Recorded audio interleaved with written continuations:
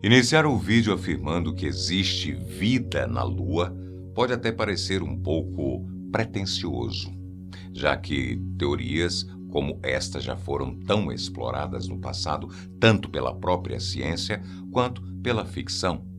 Mas e se eu te disser que existe uma grande probabilidade dessa frase ter se tornado uma verdade e que o culpado ou os culpados somos nós? Sejam todos bem-vindos ao canal. Eu sou o Boco, o sétimo filho, e a partir de agora vamos nos embrenhar um pouco mais nessas hipóteses que têm deixado tantos cientistas animadinhos. Proteção planetária e as vidas microbianas. Começando pelo básico, é importante dizer que existe um tipo de controle espacial chamado proteção planetária, que tem como objetivo impedir que seres vivos terrestres contaminem o espaço durante as missões espaciais, principalmente aqueles que envolvem o pouso da nave em outros corpos. O problema é que, apesar do controle ser o mais rigoroso possível, é extremamente difícil manter a esterilização completa de todos os equipamentos envolvidos. E mesmo quando isso acontece, a vida microbiana continua sendo um problema a se considerar. Afinal, quando falamos sobre a sobrevivência de bactérias, o assunto fica realmente complexo, principalmente pelo fato de que, durante alguns experimentos científicos, esses seres microscópicos já se provaram bem resistentes e completamente capazes de sobreviver no espaço, viu? Já que conseguiram viver um ano inteiro do lado de fora da ISS, Estação Espacial Internacional, durante uma análise do assunto. E, bom, se eles podem sobreviver ao espaço envolto da ISS, por que não poderiam sobreviver na Lua? Não é mesmo? Tanto que, para você ter uma ideia, o pesquisador planetário do Goddard Space Flight Center da NASA em Greenbelt, Maryland, chamado Prabal Saxena, afirmou recentemente que novas descobertas já foram capazes de segmentar as faixas em que alguns tipos de vidas microbianas conseguiriam sobreviver. E pasmem, as análises mostraram que pode haver nichos potencialmente habitáveis para esse tipo de vida, mesmo em corpos extraterrestres completamente sem ar. Para compreender melhor essa possibilidade, ainda precisaremos de muito estudo. Segundo os pesquisadores, será necessário analisar quais organismos podem se adequar melhor ao clima agressivo do espaço, e essa análise não deve demorar muito para se concluir, já que o processo todo já está em andamento. Mas calma que essa história toda não acaba por aqui.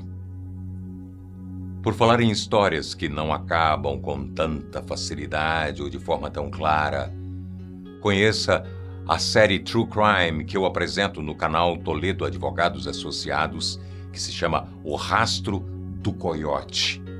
Tive o orgulho e o prazer de apresentá-la e tenho certeza você terá prazer em assisti-la. Vai conferir, vai?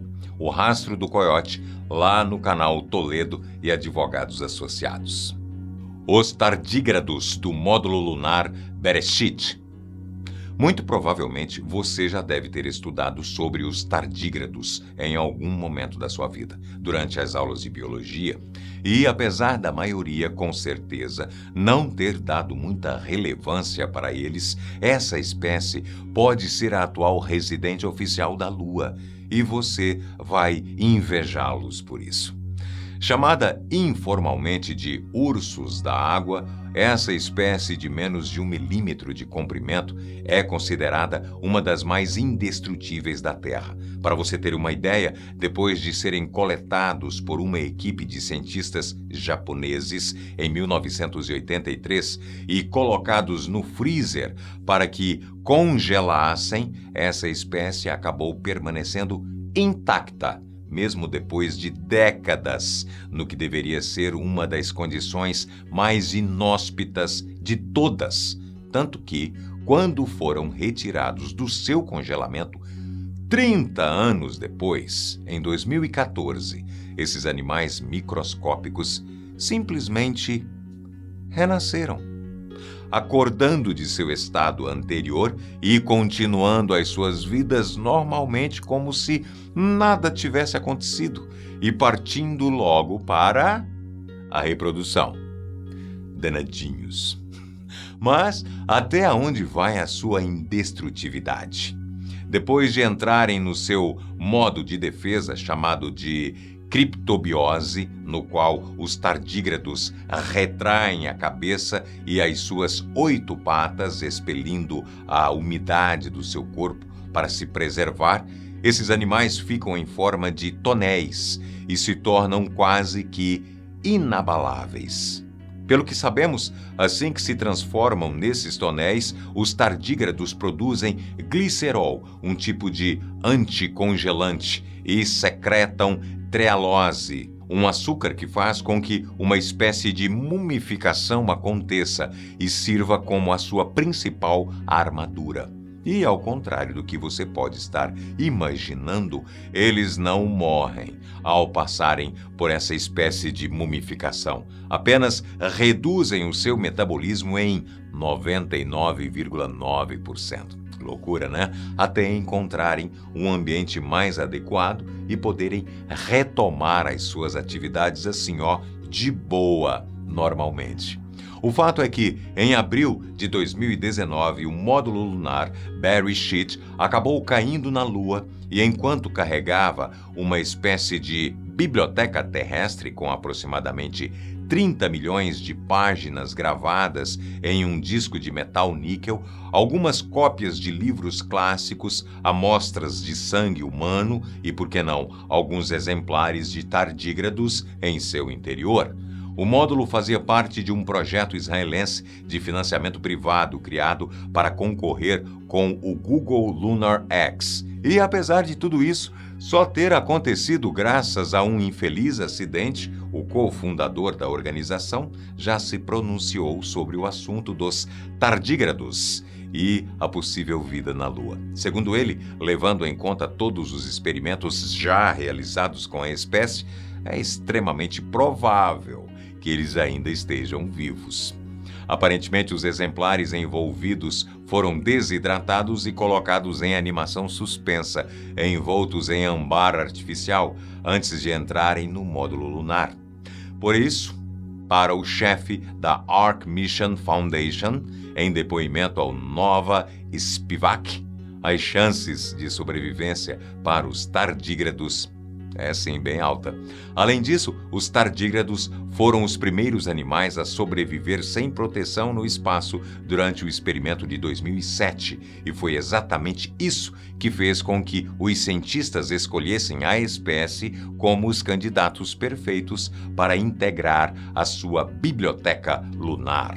O problema é que, inicialmente, eles deviam ficar armazenados no módulo, na órbita da Lua. Mas, graças ao acidente, agora eles podem estar vivendo sob o satélite natural da Terra.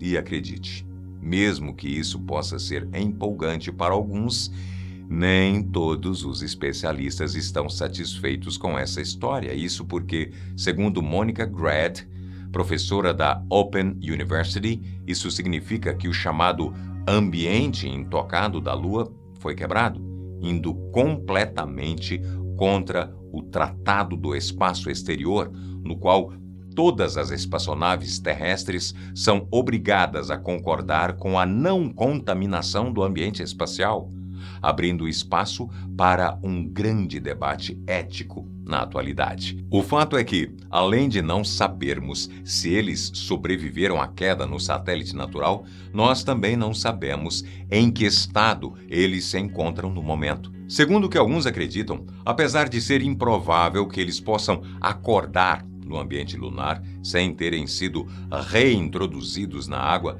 é preciso considerar que simplesmente não temos como saber E, mesmo que continuem no seu estado de tonel até que um dia serem resgatados, é teoricamente possível que eles ainda estejam vivos.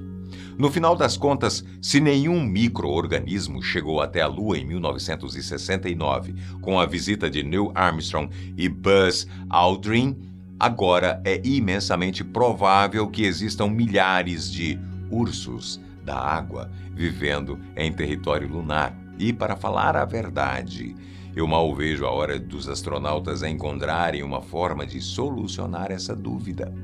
Talvez durante o seu possível retorno ao satélite natural em 2025, mas até lá nós ficamos aqui na expectativa.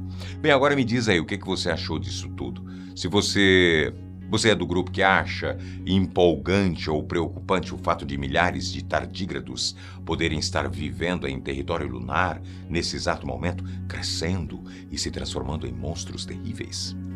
Me conta aqui embaixo o que você acha disso tudo, se você gostou do vídeo. Se você for novo por aqui, se inscreva no canal, compartilhe, dá tremenda força pra gente. E aquele cachorrinho de rua. Abraço grande.